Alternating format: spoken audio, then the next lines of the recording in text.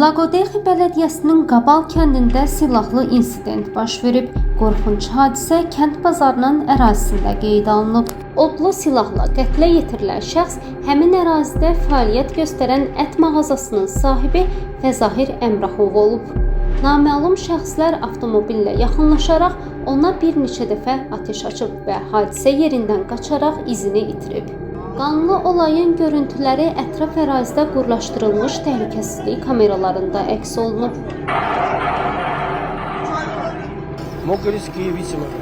Öldürüldüyünü bilirik, amma səbəbini bilmirik. Heç kimlə işi yox idi.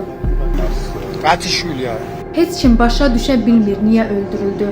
Əslində heç kimlə problemi olmayıb. Çox sakit, öz dünyasında bir insan idi. Bu hadisənin necə baş verdiyini biz də anlaya bilmirik.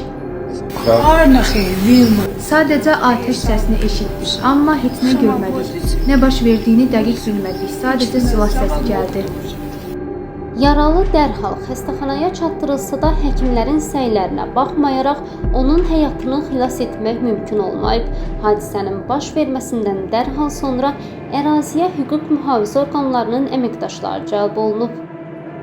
Hadisənin bu mərhələdə təfərrüatları məlum deyil, nə də Daxili İşlər Nazirliyi öz açıqlamasında detallar barədə məlumat verməyib, lakin 2 nəfərin saxlanıldığını bildirib.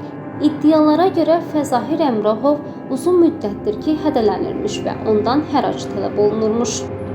Rəsmi açıqlamada qeyd olunur ki, polis 1998-ci il təvəllüdlü və 1994-cü il təvəllüdlü şəxsləri qəsdən adam öldürməkdə şübhəli bilərək saxlayıb.